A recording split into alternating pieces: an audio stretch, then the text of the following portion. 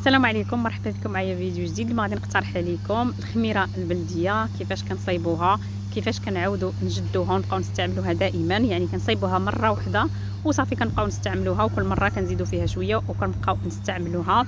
وكذلك يعني المنافع ديال الخميره البلديه غادي ان شاء الله تكون في اخر الفيديو. فما تنساوناش بالتشجيع بواحد لايك، واللي مازال ما اشتركش في القناه مرحبا بك، دير ابوني باش دائما يبقى يوصلك الجديد. بسم الله نبداو الطريقه. هنا انا يعني الخميره البلديه عندها بزاف ديال الطرق. انا اليوم غادي نديرها بالزبيب، يعني بالزبيب وكذلك بالقمح الكامل، كما ممكن اننا نديروها بالشعير، فيقدر يكون احسن بالشعير. عندي هنا الماء، وعندي واحد القرعه اللي تكون معقمه ومغسوله مزيان، وعندي اناء فاش غادي نخدم. اول حاجه غادي ناخذ الزبيب وغادي نديرو في الماء، وغادي نغليه واحد شويه، يعني نغليوه واحد حتى تطلع فيه الغليه، ونخليوه واحد 4 ديال الدقائق هكاك. هذه اول حاجه غادي نديروها. ومن بعد عاد غادي نخلطوه مع الدقيق ديالو. وفاش كيغلى يعني ملي كنبغيو نخلطوه مع الدقيق ما يكونش سخون، كنديروه يغلى وكنخليوه يبرد واحد شويه، يعني ماشي يبرد تماما ولكن يعني بحال الماء ديال العجينه. فهنا من بعد ما غلى غادي نخليه، كتلاحظوا معايا غلى مزيان، غادي نخليه حتى يدفى، يعني بحال الماء اللي كنبغيو نعجنوا به العجينه. ونسيت كذلك في المقادير العظومه ديال التمر الا كانوا عندكم، اولا تمره كامله، اما العظومه مثلا يكون واحد 4 ولا 5 ولا انا غادي نكتفي فقط بعظومه ديال التمر. هنا خديت دقيق كامل، يعني يكون فيه شويه ديال النخاله، فهذيك النخاله هي اللي كتخلينا الخميره تخمر. وغادي نصفي فقط الماء ديال الزبيب اللي غلينا فيه الزبيب بعد ما كما قلنا يدفى. وغادي نخلط هاد العناصر، ولا ما كفانيش هذاك الماء غادي هنا تقريبا ما كفانيش، غادي نزيد شويه من الماء اللي عندي دافي، حتى هو ضروري انه يكون دافي، ما نديروش الماء بارد، يكون دافي ماشي سخون بزاف ولكن دافي. وغادي نزيدو حتى نحصل على واحد الخليط اللي ما يكونش يعني ثقيل وما يكونش كذلك جاري بزاف، شويه كما غادي تلاحظوا معايا. ونحاولوا اننا يعني نديوه نجيبوه شويه، يعني ندخلوا هذوك العناصر مزيان باش يعني نخلطوا الدقيق مع الماء مزيان. لاحظوا معايا انا درتو في هذاك الزبيب اللي بقى عاد كبيتو باش ناخذوا كذلك داك الماء ديال الزبيب. وغادي هنا نخدموا مزيان مزيان مزيان مزيان، يعني حتى كيتجانسوا لنا العناصر مزيان.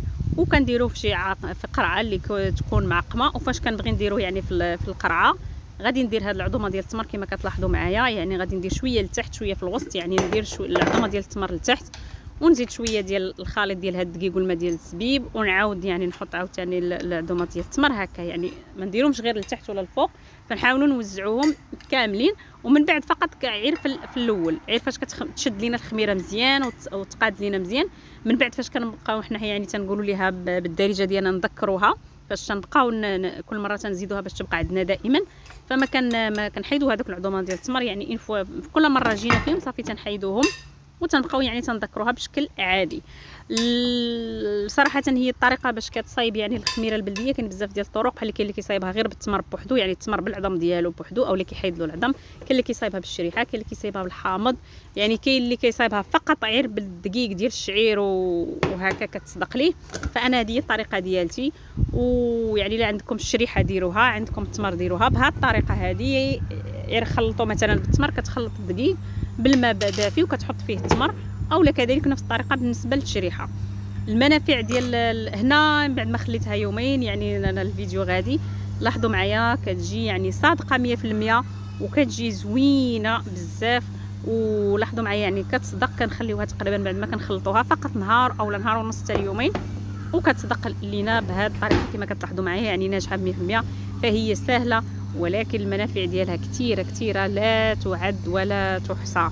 فيعني سهله في التحضير وسهله في كيفاش اننا نستعملوها، ولكن المنافع ديالها كثيره كثيره كثيره بزاف.